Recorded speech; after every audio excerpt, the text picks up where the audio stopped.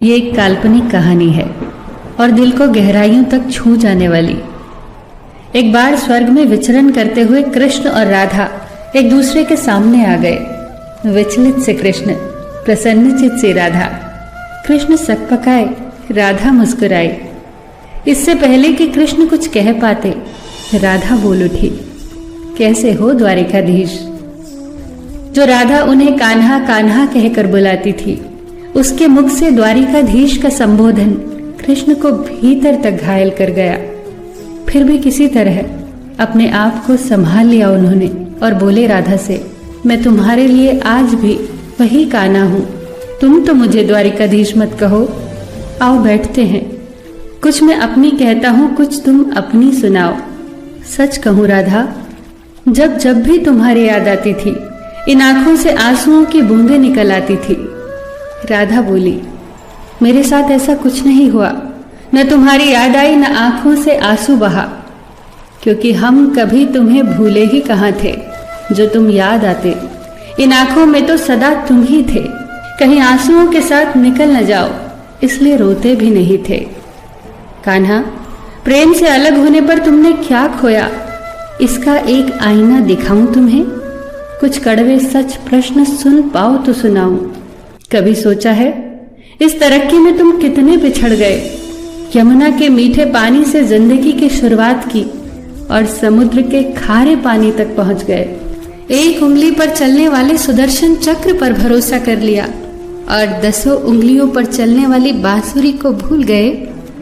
कान्हा, जब तुम प्रेम से जुड़े थे तो जो उंगली गोवर्धन पर्वत उठाकर लोगों को विनाश से बचाती थी, प्रेम से अलग होने पर वही उंगली क्या क्या रंग दिखाने लगी।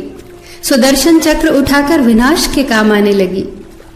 कान्हा और द्वारिकाधीश में क्या अंतर होता है बताऊं? कान्हा होते तो तुम सुदामा के घर जाते, सुदामा तुम्हारे घर नहीं आता। युद्ध में और प्रेम में यही तो फर्क होता है। युद्ध में आप मिटाकर जीतते हैं और प्रेम में आप मिटकर जीतते हैं। कान्हा, प्रेम में डूबा हुआ इंसान दुखी तो रह सकता है, पर किसी को दुखी नहीं कर सकता। आप तो कई कलाओं के स्वामी हो, स्वप्न दूर दृष्टा हो, गीता जैसे ग्रंथ के दाता हो, पर आपने ये क्या निर्णय लिया? आपने अपनी पूरी सेना कौरवों को सौंप दी और अपने आप को पांडवों के साथ कर लिया। सेना तो आपकी प्रजा थी, राजा तो पालक होता है, उसका रक्षक होता है। आप जैसे महाज्ञानी उस रथ को चला रहे थे जिस पर बैठा अर्जुन आपकी प्रजा को ही मार रहा था। अपनी प्रजा को मरते देख आप में करुणा नहीं जगी, क्योंकि आप प्रेम से शून्य हो चुके थे। आज भी धरती पर जाकर देखो, आपकी द्वारिकाधीश वाली छवि को ढूंढते रह जाओगे। हर जगह, हर मंदिर में मेरे ही साथ खड़े नजर आओगे। मैं जानती हूं कान्हा, लोग गीता के ज्ञान की बात करते हैं, उसके महत्व की बात करते हैं, पर धरती के लोग युद्ध वाले द्वारिकाधीश पर नहीं, प्रेम वाले कान्हा पर भरोसा करते हैं। गीता में मेरा दूर दूर तक नाम नहीं है, पर आज भी लोग उसके समापन पर राधे राधे कहते हैं। ये कहानी काल्पनिक जरूर है, पर इसके भीतर छिपी सीख बहुत महत्वपूर्ण है।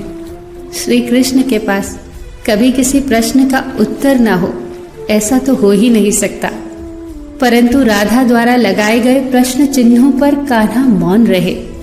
यही तो है प्रेम में समर्पण का भाव। पराक्रम में हमें हर किसी को हराना होता है, तब भी हम जीत कर भी हार जाते हैं, परंतु प्रेम में एक ही कईयों का दिल जीत लेता है। सही कहा है कि छोटी सी उंगली पर पूरा गोवर्धन पर्वत उठाने वाले भगवान श्री कृष्ण छोटी सी बांसुरी को दोनों हाथों से पकड़ते थे। फिर मिलेंगे दोस्तों अगली कहानी के साथ। तब तक के लिए अपना ख्याल रखना और हमेशा मुस्कुराते रहना।